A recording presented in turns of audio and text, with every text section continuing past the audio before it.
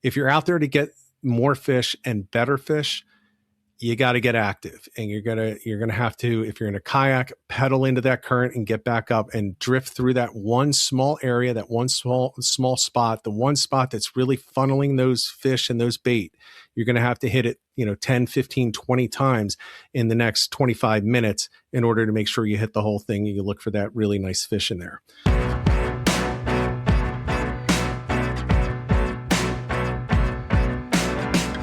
Hello and welcome back to the Fat Dad Shit Fishing Show. I can't even get this straight. My name is Rich Natoli. I'm your regular host, and we're doing tonight a solo show, but we're talking fluke. We're talking 7 tips for catching early season or early spring fluke or summer flounder or southern flounder or Gulf flounder, actually, because you can really use the same principles for all three. I have to apologize. I'm a couple of minutes late because I use a streaming platform called StreamYard, and for the first time ever, after all these years, it wouldn't let me log in. It kept saying, try again later. Well, I don't have much time when I log in. Tried to log in, 20 minutes early, could not get in. So I just got in just seconds ago, so hopefully we're set up, and I want to welcome everybody to this show. I really like doing the solo shows. They're difficult. It's always easier when there's somebody else to talk to, but I've gotten a lot of feedback that people want, because of the amount of time that I was off and not doing shows, they want to get back to some of these, the solo shows. So here we go. Let's talk fluke. I've been really reluctant to do a fluke show because I feel like that's all I do. But as it turns out, I haven't done one in a very long time. So now's the time. We're just getting into the fluke fishing. I'm seeing, some really good photos out there. I've seen the debates online about what's a doormat and what's not. People getting their panties in a twist about it because somebody calls something a doormat and they don't think it is. So maybe we could talk a little bit about that too. But yeah, we're going to jump in today and we're going to talk 7 tips for catching early season or early spring flounder. And it's going to be primarily focused on the backwater. And it's going to be focused on the backwater for a very good reason. That's where the fish are at this time of year, including the doormats, no matter how you want to define them. If you want to go with the 10-pound or the 30-inch, whatever you want to say, those doormats are going to be in the backwaters right now. Not all of them, but a lot of them. So before we do that, we're going to jump into the sponsors. We have Great Bay Outfitters on Radio Road in Tuckerton, New Jersey. Your place to go for anything to outfit your kayak for fishing. Actually, it doesn't even have to be for fishing. If it's anything kayak related and you're anywhere near Tuckerton, New Jersey, swing by there, tell Paul I said hi, and you'll actually be able to test drive these kayaks on the water. The single most important thing that you can do when you're getting a kayak, especially if you like to spend hours on the water fishing, is test it out first. Everybody says that you got to get a Hobie, or everybody says you got to get an Old Town. The truth is you got to get what's comfortable for you because your big butt's going to be the one sitting in that thing all day. So get down there, try it.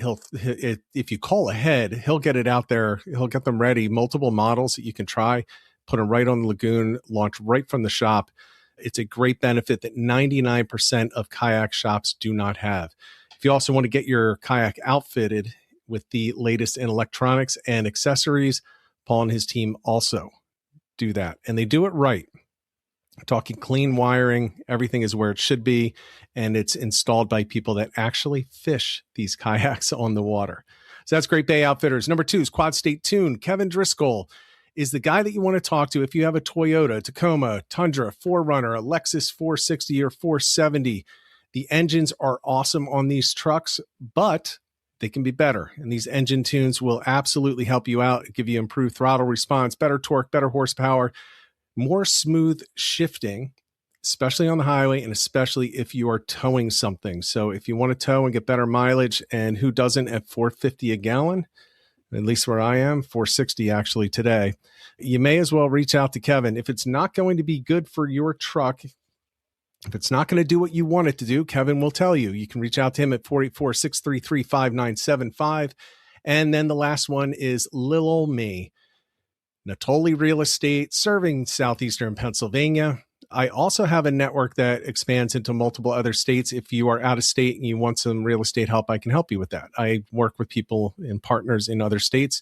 New Jersey, done several deals with partners in New Jersey, several of them actually coming from this podcast. People reaching out to me wanting some help with their property in New Jersey. Happy to do that. I've got the team that can do it for you. So reach out to me. My number is 267-270-1145. You are also free to text me your fish pics through there. I'm working a lot and I love looking at the pictures, and I don't always have the time to go through Facebook or Instagram, and I don't watch enough YouTube videos. So yeah, send them on over. As a matter of fact, I just got 2 texts right now from people, and one of them I know is watching right now. So thank you guys. Yeah, so with that, we're going to jump in. I'm going to do my best to keep checking back in on the chat. So if you have any questions, comments, if you say I'm nuts, I'm an idiot, don't know what I'm talking about, that's fine, because I don't bill myself as the top expert in the world on fluke fishing or any other kind of fishing, but I do know a little bit about what I'm talking about. And hopefully I can help some people get on some more fish early in the season, and hopefully some bigger fish than you're used to if you go by some of these principles here. All right, let's just say hi to a few people in the chat. It's actually hopping right now. James Flynn, you're first in again. My brother Tom is in there. Let's see. We got Bowtie Killer 545. Fluking is upon us. Yes, it is. And I'm excited to get out there. I was blown out last week, so I didn't get to go. But I'm hoping, I got an invite from a buddy down in Brigantine today. He was just texting me actually about 15 minutes ago, and he's inviting me to come down this weekend on a boat, which makes it a little bit easier than hauling the kayak down and getting out there. So we'll see. We'll see what happens. We'll see what happens with the wind. It does not look all that great. So, all right. So we're going to jump in. 7 tips that I'm going to give you for getting on to fluke at this time of the year. And I already mentioned, this isn't a tip, but I already mentioned, I'm focusing more on the backwaters right now, because early in the season, if you understand the biology of a summer flounder, and again, this does apply to the southern flounder and the Gulf flounder as well. Now, you obviously have different conditions, especially once you turn that corner, you get into the Gulf flounder. They do come out to the East Coast a little bit, but you definitely have different considerations. However, you will find, and I know a lot of people in Florida from my days working for Salt Strong that tell me that they've started using some of the quote unquote northern and mid-Atlantic fluke targeting techniques that I use, and they're finding that it works really well down there as well. So surprise, surprise, just because you're in a different area doesn't mean that the same things don't apply with the same fish or very similar fish, which the Gulf, the southern, and the summer are. Mainly just differences in size and salinity tolerances between them. All right, so we're going to start off with the first one. This is the number one, and I see that the water temperatures are all over the place right now in New York, New Jersey, Delaware, Maryland, and Virginia. They're up today, they're down tomorrow. I've seen swings of up to 9 degrees in one day, and that's the warm water moving in and out and the cold water coming in top. The wind has a lot to do with it. So the first thing that I'm going to tell you is start shallow, especially when the water is cooler. If you start shallower, you're going to have a better opportunity to get into the optimal feeding zone as far as the temperatures.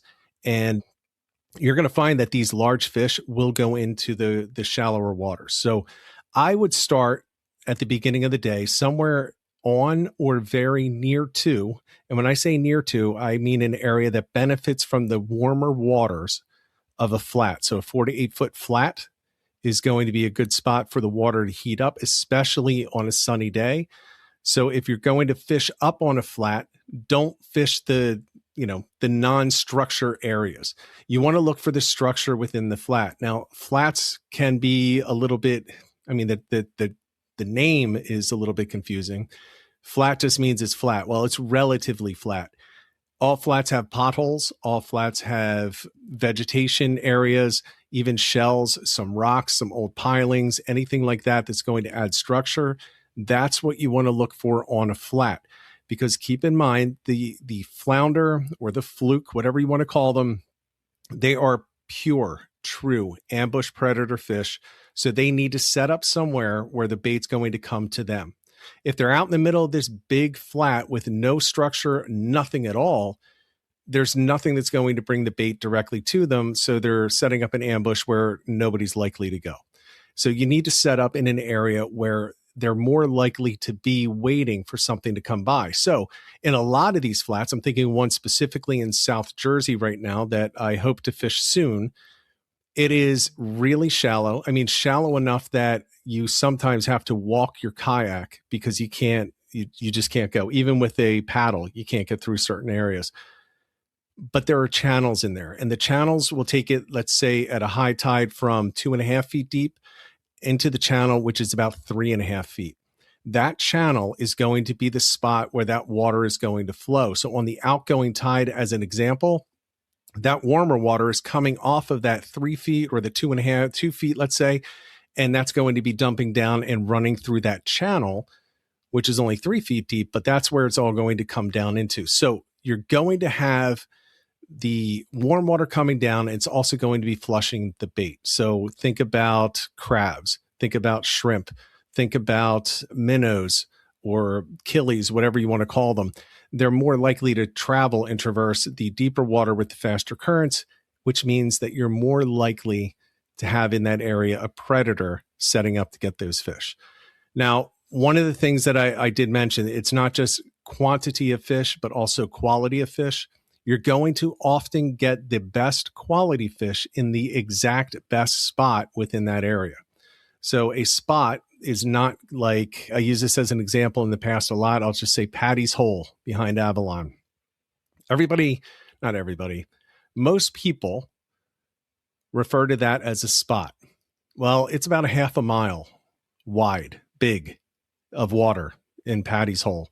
That's not a spot. That's an area. There are hundreds of spots in and around Patty's Hole, and they are not all created equal. So you can drift down the middle where it's really flat. That's not a good spot to go, even though it's in Patty's Hole and it's actually the deepest area. But there are areas along the outside that are better. And I'll tell you, Patty's Hole is a good example. There are flats just to the west of there.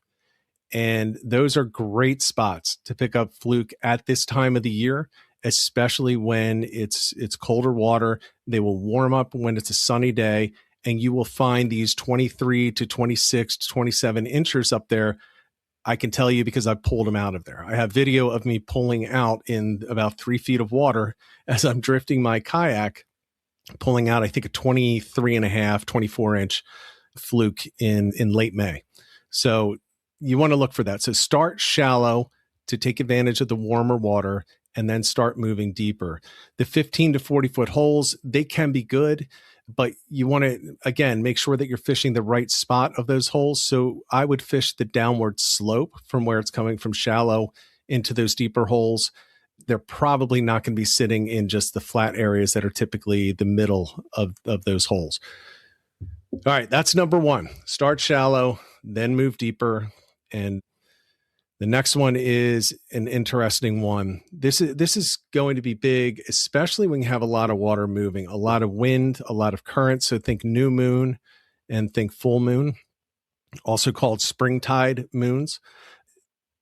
That's where you get a lot of current. Now, current, as I mentioned, is absolutely critical if you're looking for an ambush predator because it starts to funnel everything into a predictable area. But not all currents are created equal. And when you think about, again, the biology of a flounder or any other fish, they're eating to survive. They need those calories in order to live. They're not just out there, picking up a snack. They're actually trying to stay alive. So they don't want to stay in the strongest of currents. So when you have a spring tide, again, a spring tide is not a seasonal thing. It's twice a month, the new moon and the full moon and the days around it.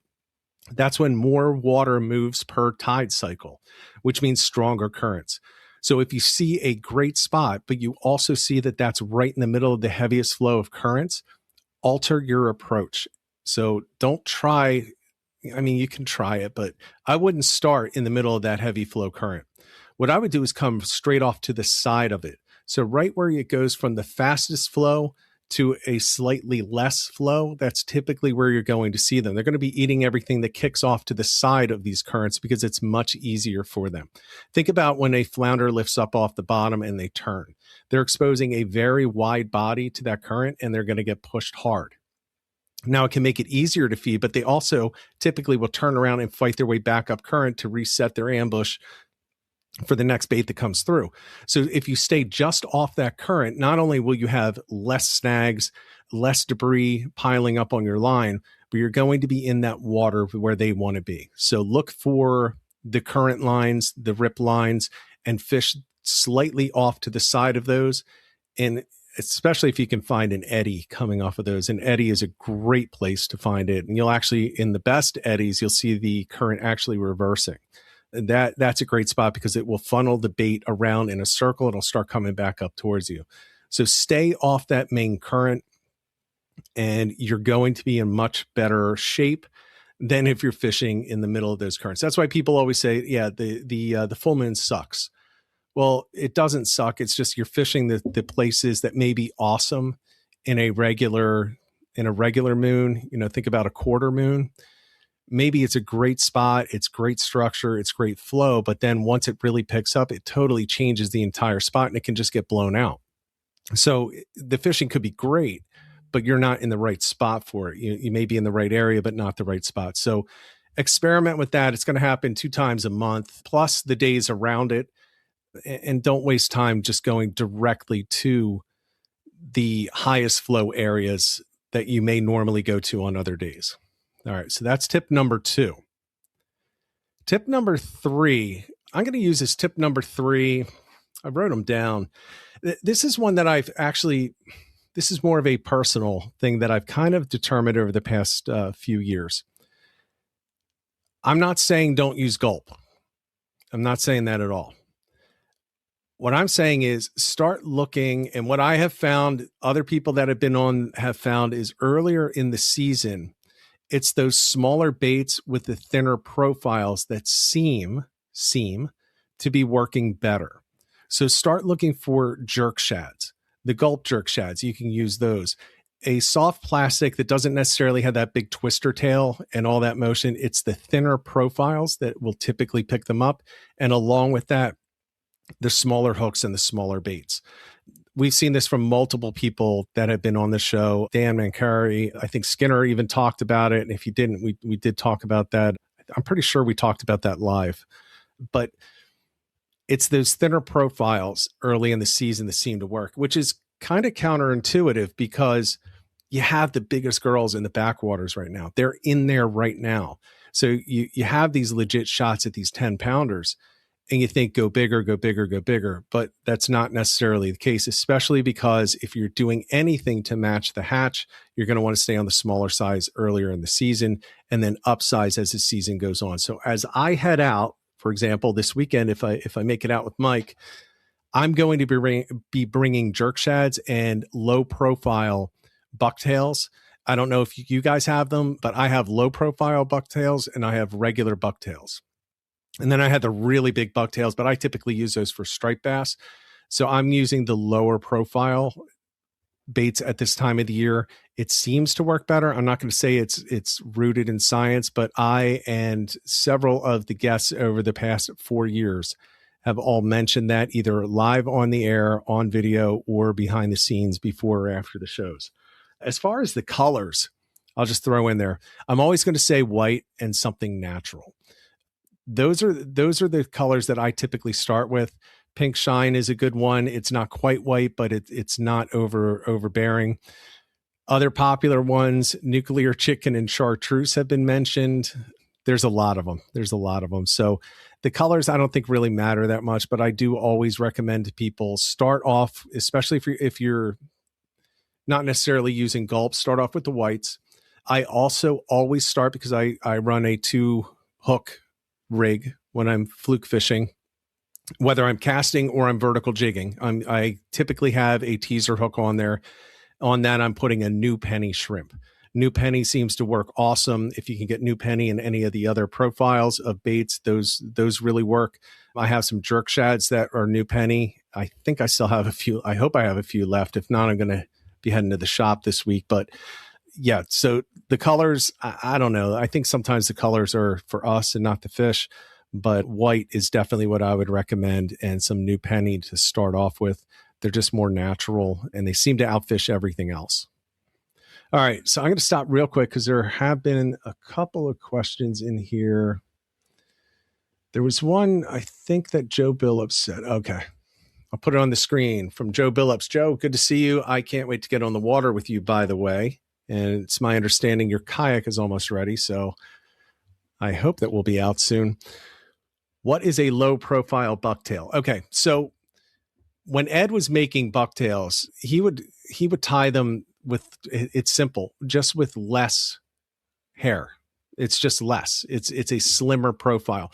What a lot of people do, especially when they make their own bucktails, is they just load a whole bunch of fur on there so you can't see the hook.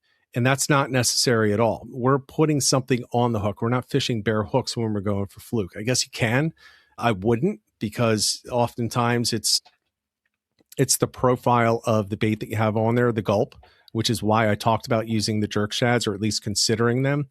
So low profile is just less fur. If you're going to buy bucktails, I just shave them off with scissors. I just, the line cutter scissors, I just kind of trim them so that it's just less fur that's on them, so they're thinner. I still want them to be, and here's the thing, I shouldn't say low profile. It's low profile from the top and the bottom. So if you look down on it when it's sitting in the proper direction, I wish I had a bucktail right here, but I think I just moved them. Yeah. When you look from the bottom and the top, that's typically where I want it to be thin. From the side, I do want it to be tall, but I want it to only be as tall as the bait that I'm trying to mimic. So I don't want a ton of fur on there. I just don't. I don't want the bucktail to be overwhelming the hook or anything like that. You'll find a couple of things that it does. First of all, it just makes it just this big mess of a thing moving through the water. The second thing is it picks up a lot of drag in the water and in the currents that we're fishing. And if you go back to, well, it's a thing that I'm going to bring up later, another tip, but you don't want that. You want to kind of keep that lower profile. So when Ed was making the bucktails, the Fat Dad bucktails that he was selling, they were made very specifically to have a thin profile from the top and bottom and a thicker, taller profile from the sides. So that's basically what it means. You can shave them down. Most people don't want to because you're spending way too much money on bucktails nowadays, but I do it and I do recommend it, especially for the early season. All right, the next one, and this kind of goes with what I was saying, fish as light as the conditions allow.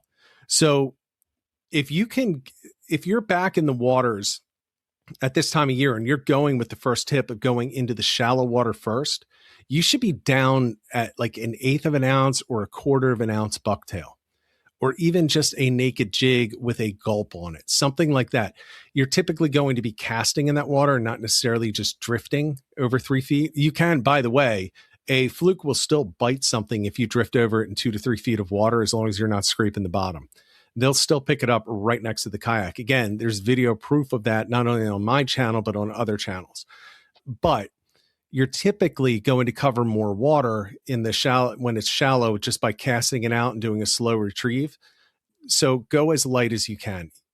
You get a couple of benefits from that. The first thing is you get the more natural presentation. And that's the most important thing. It's more natural. It's going to move more as you're lifting and lowering, as you're putting the cadence into your retrieve.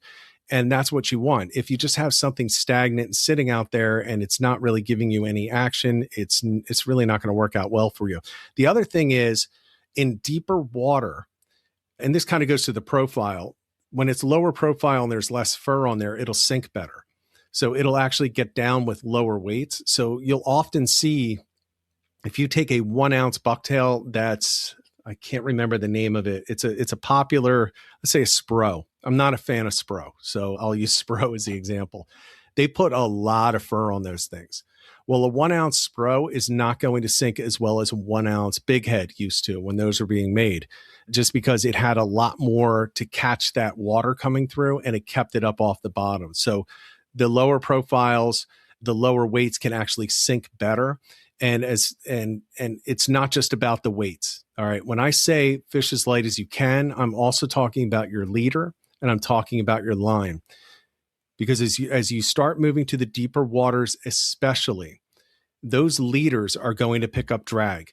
That line is going to pick up drag. So you want it to be as thin as possible for the conditions that you're fishing in. Now think about this. People say, oh, well, I need to have, you think about bass fishermen. They go out with like 30 to 50 pound braid for these little 4 pound, 5 pound, maybe, 10 pound fish if they're lucky, but they're throwing 50, 30 to 50. Well, you don't need that because for the most part, we're not dealing with structure that's really going to matter in the backwaters. You use the leader for the structure, not for their teeth. No flounder is going to bite you off. You can have a 6 pound leader. It's not going to bite you and it's not going to bite the line and take off on you. It's for when you're fishing around heavy structure. That's where you need the leaders. And the line, I don't know. I landed a 50 plus inch striped bass on 15. It was either 10 or 15. Let's call it 15 pound braid. I mean, if it wasn't a 50 pound fish, it was really close. And the reason I could do that is because I had the right rod and I worked it the right way. I didn't try to horse it in. And, there was nothing there to cut me off. I mean, a striped bass's mouth wasn't going to cut me off. There's nothing there that was going to destroy it. So as long as it didn't have too much, grinding on the back of it and on its scales, I was in good shape. And you got to keep that in mind. A lot of people like to go too heavy, and going heavier,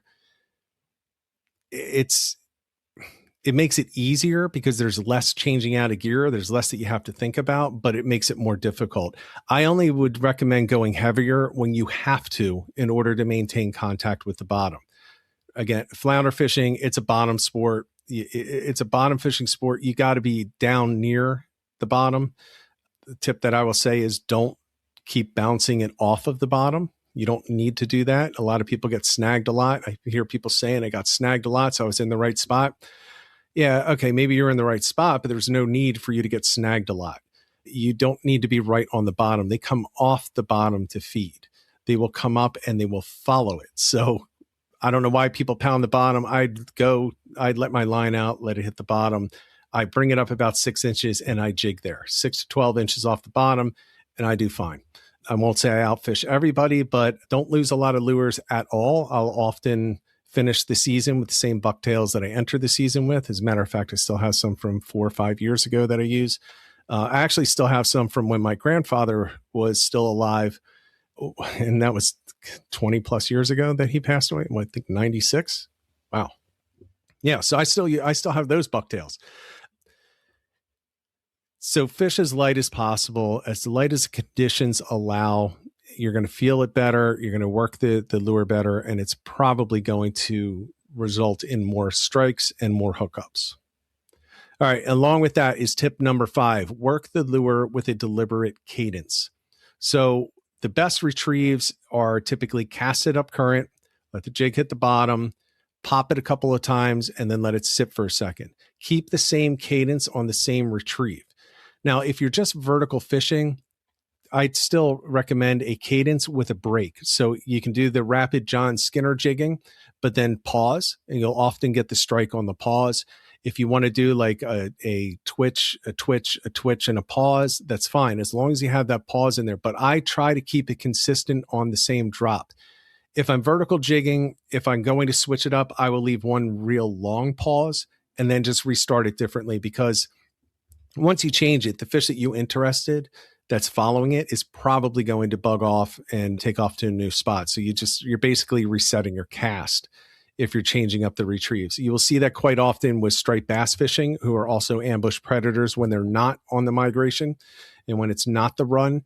Once you change up that cadence, that will often be the trigger to make them leave and turn around, and now you got to toss it out again and try to interest them again. So keep your deliberate cadence and keep it consistent on each retrieve.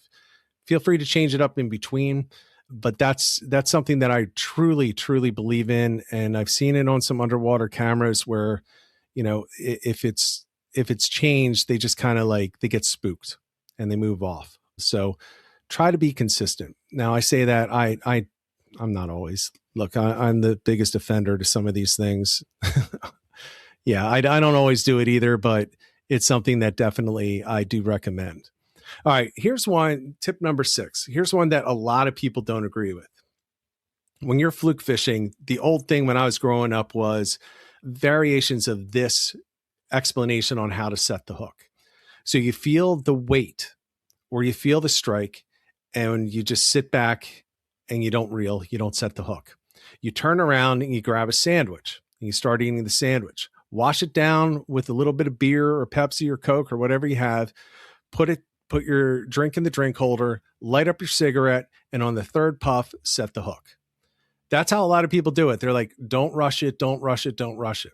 I'm going to tell you, start rushing it, because if you're using artificials, especially if you're using artificials, they do know that they're artificials.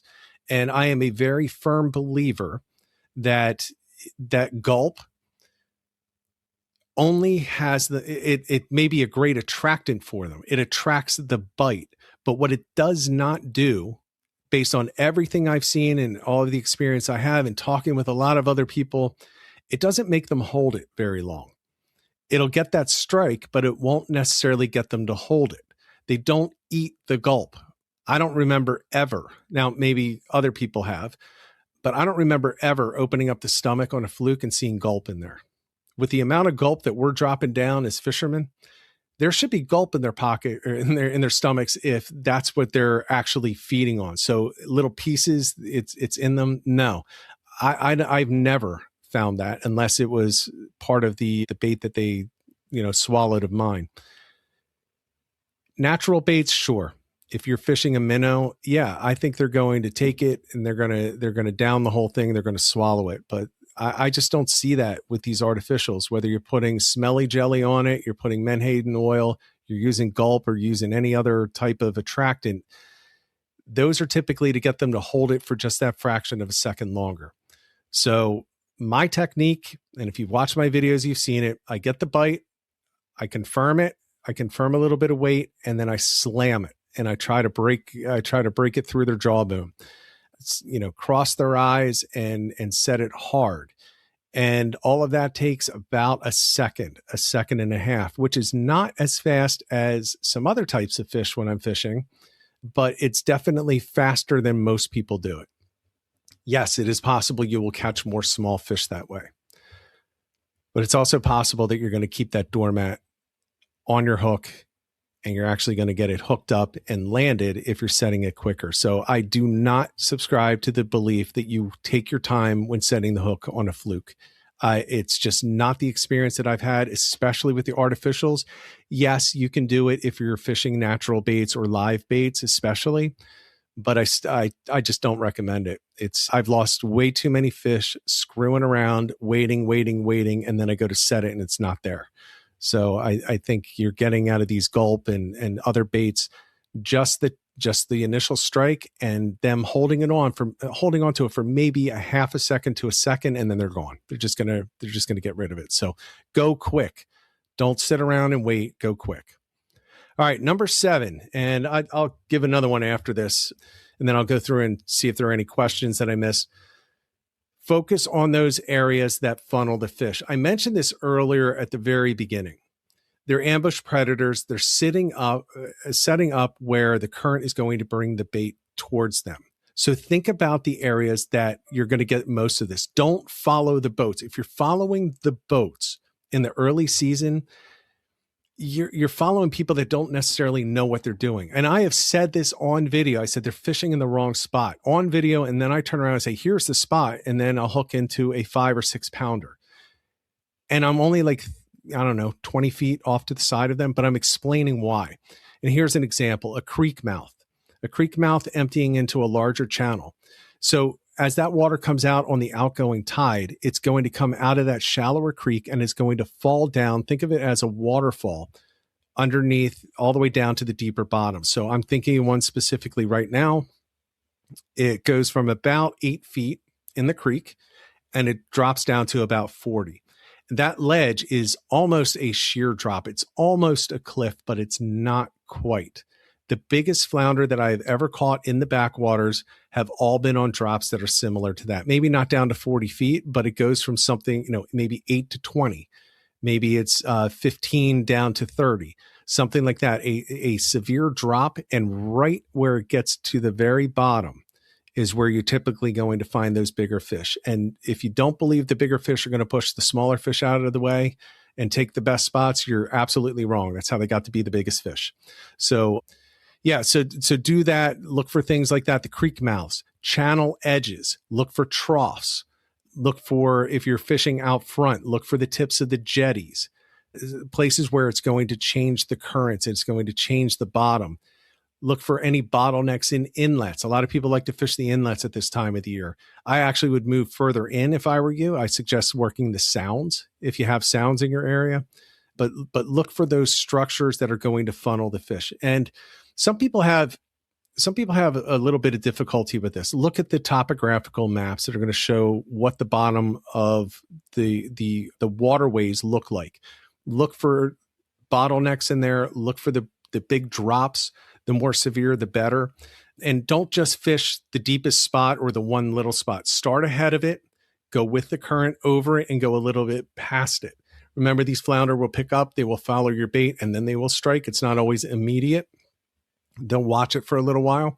I'm sure most of you have had the case where you've reeled up and a fluke has actually followed it all the way to the top. It happens. So they will travel in order to feed. So start ahead of these, but make sure that these best areas where that funnel is really working is part of your drift or part of your cast. A lot of people just skip that. And look, I get it. I had a boat for a long time, fished boats for nearly my entire life. And sometimes you just want to set up with the longest, easiest drift, knowing that you have a quarter of a mile between a good spot and the next good spot, and you're just going to drift it.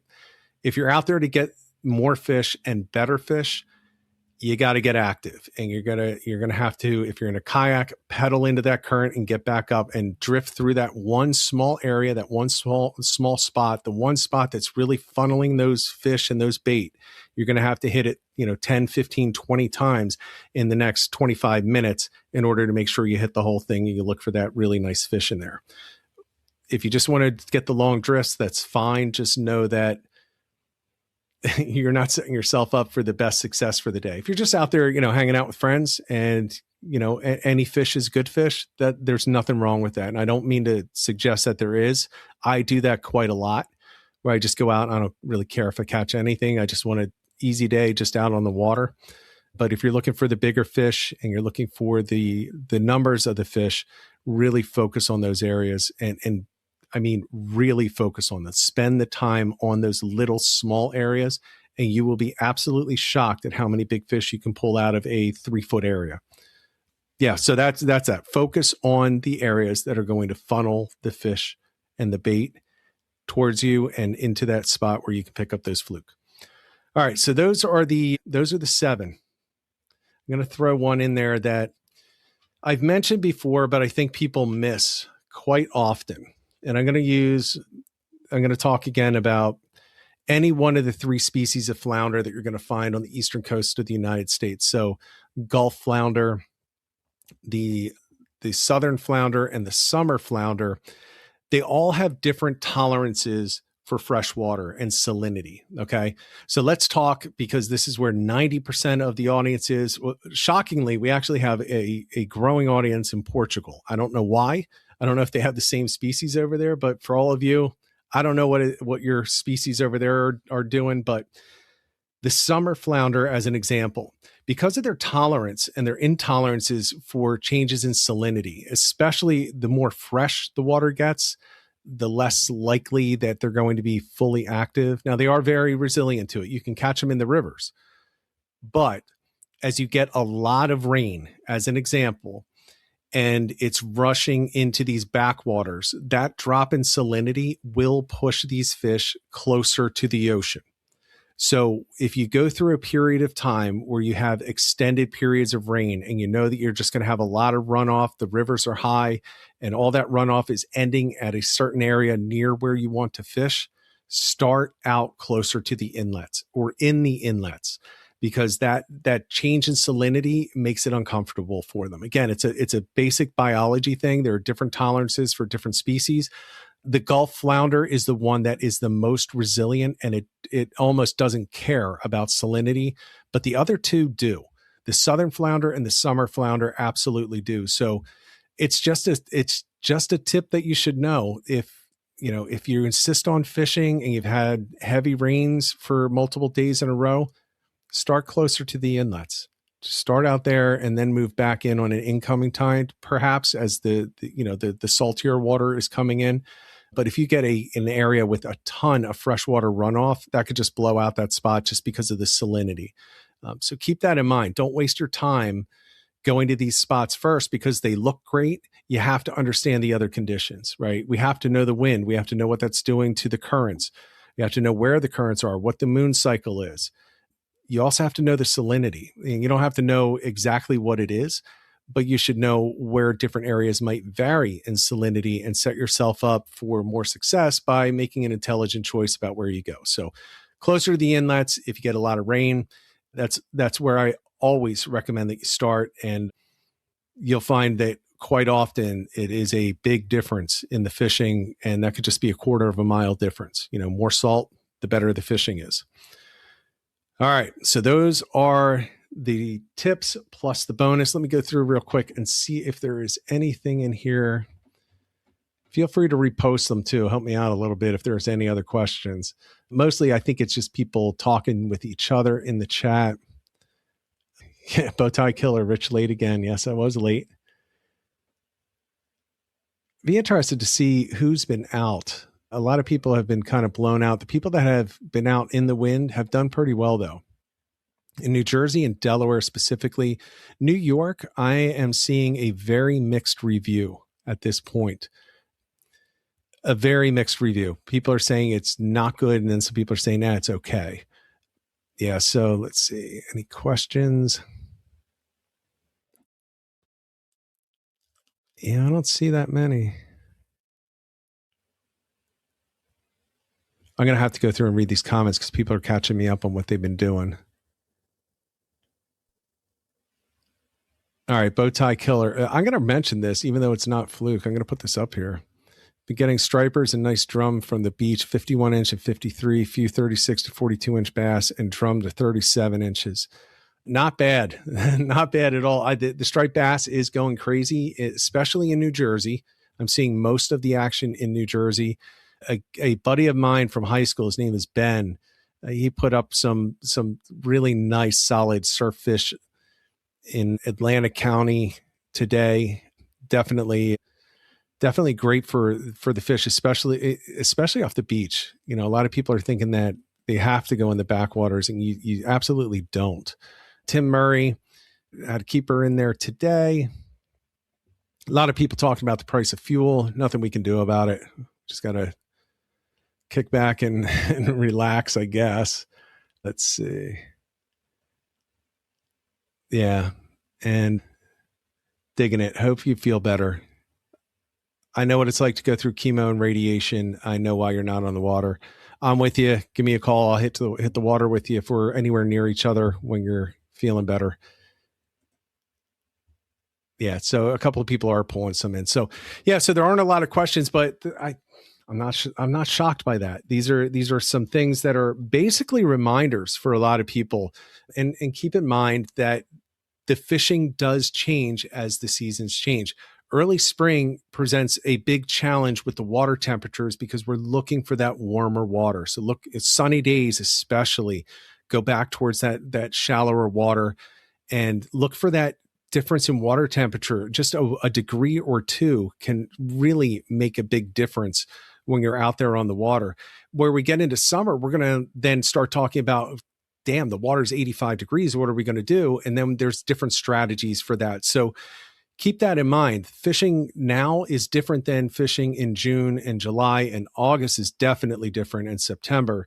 So make sure that you adjust your approach. Make sure that you set yourself up for success. But again, if you just want to go on the water and just have fun, just floating around and doing your thing and hanging out with buddies, there's nothing wrong with that. I don't want it to sound like I'm saying that. But if you want more fish and bigger fish in the backwaters right now, I'm telling you, these are the 7 plus that salinity tip, 8 tips that are really going to help you out. It's going to help you get on better fish. I do want to bring up the one thing. I want to give this opinion because this has come up I've actually seen it in New Jersey, and I saw it in Maryland in a group that I'm in. People really excited about the fluke that they caught, and they're calling them doormats. And I think the one in New Jersey from a local shop was 6.5 pounds. The one in Maryland, I think, was about 7.5 to 8.5. Oh, no, I think it was 8.2 pounds. And they were calling them doormats. And man, did these comments go crazy about how they're just placemats. They're not big enough. You know, people need to stop trying to get clout by saying that they're doormats and they're not. I'm just going to share my opinion. I think you need to calm the hell down. Somebody caught a 6.5 pound flounder in the backwaters in early May. Congratulations to everybody who caught it. I think that's awesome. If you think it's a doormat, it's a doormat. It's not a double digit. Okay. It's not. It's still a really nice fish. There are people that catch routinely 8+ pounders in the backwater. That's what they do. That's what they're really, really good at. Congratulations, man. I think that's awesome. I don't do that myself. I wish I could, but I think this is just my up on a soapbox right now.